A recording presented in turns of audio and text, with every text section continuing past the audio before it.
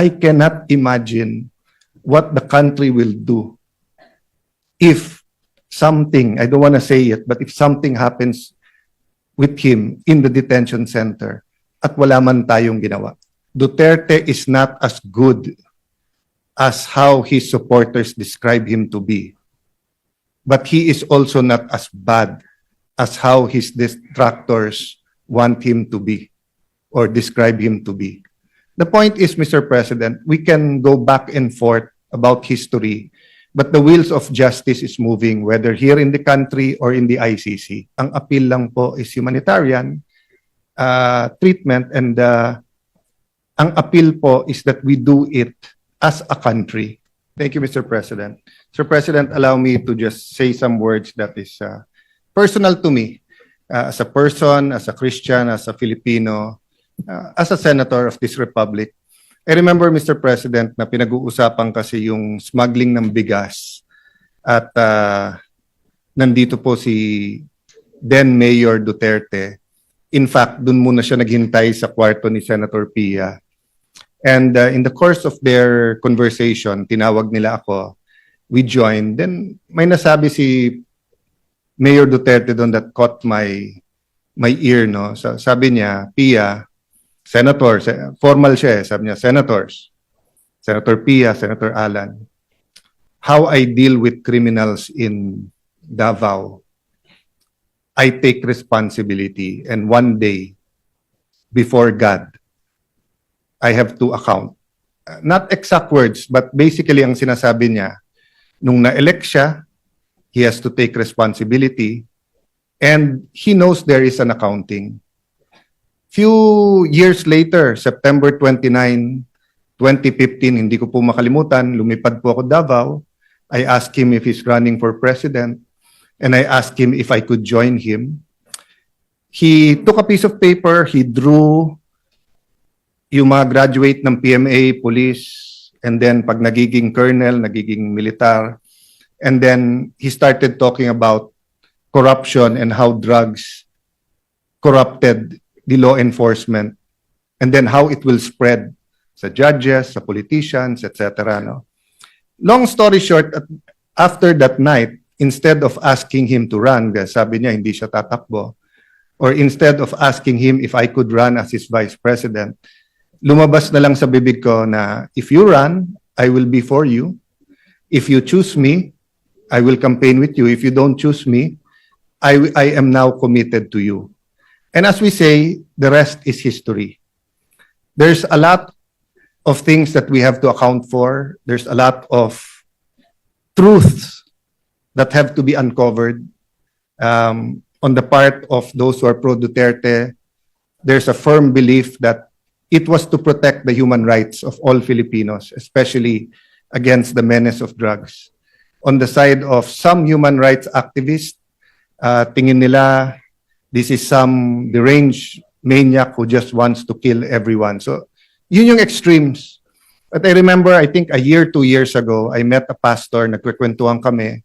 Then he said a prayer, then he told me, you know, Alan, God wants you to know that Duterte is not as good as how his supporters describe him to be. But he is also not as bad as how his detractors want him to be or describe him to be. The point is, Mr. President, we can go back and forth about history, but the wheels of justice is moving, whether here in the country or in the ICC.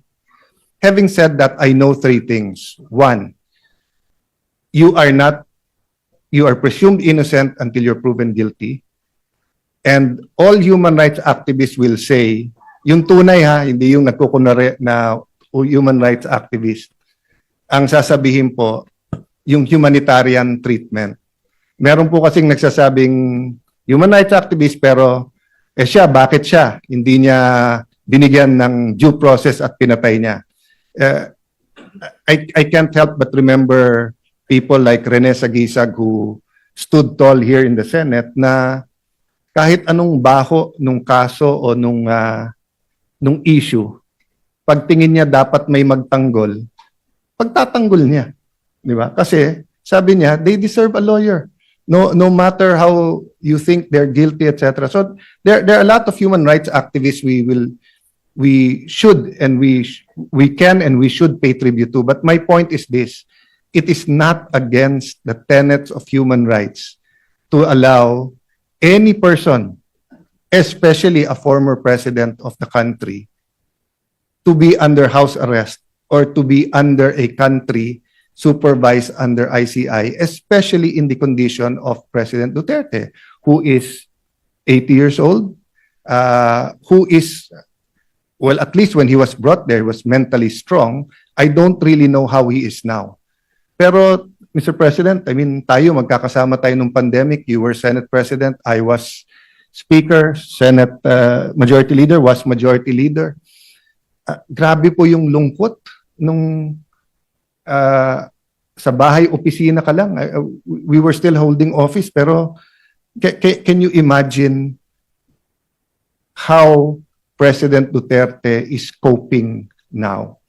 So I'll oversimplify the resolution, and I know members of the Senate, especially the minority, will also speak. No, most of us here served with President Duterte, regardless whether we're always in agreement, disagreement with him. I wasn't always in agreement with him, no. But having said that, Mr. President, ang appeal lang po is humanitarian treatment, and ang appeal po is that we do it as a country. So first step ang Senate, but I'll use this podium to appeal to Malacanang. Might disagree very much with the Dutertes now, with all his children or most of his children, with some of his grandchildren, with people who claim to be Duterte diehard supporters. But again, balik tayo sa humanitarian. Pag tinakpan natin yung pangalan o yung mukha niya at ganun yung sitwasyon, tutulong ba tayo o hindi? Di ba?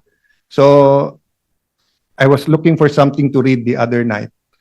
Nabuksan ko po yung isang libro saying, hindi bago nung sinabi ng Panginoon Jesucristo, love your enemies, pray for them, pray for people who prosecute you. Sabi sa Leviticus pa lang, nandun na yon. So I guess part of our struggle as a people is, how to deal with each other when we disagree politically. And again, hindi ko po binababa yung temperature. Human rights is important. All these issues should be threshed out, and it will be threshed out in the ICC. Di ba? May ICI ka na dito, may ICC ka doon. So, but one thing we don't want to do, no, is to see the former president suffer as if it is a punishment when he has not been convicted. So, Mr. President, this is not only for him, but it is for us as a nation. I cannot imagine what the country will do if something, I don't want to say it, but if something happens with him in the detention center at wala man tayong ginawa. So I'd like to thank you, Mr. President, the Majority Leader. I'd like to thank our colleagues that we took this up today, but I'd like to appeal to the palace na pag-aralan din nila. Just on that humanitarian, huwag nyo nang pansinin lahat ng tumitira o nagsasabi sa inyo o sa politika. Ang punto dito, he's a citizen of our country, he's 80 years old, he needs medical attention, he needs his family, he needs people to talk to. So thank you for this opportunity, Mr. President, and may I defer naman to the Majority Leader who will also sponsor this measure. Thank you, Mr. President.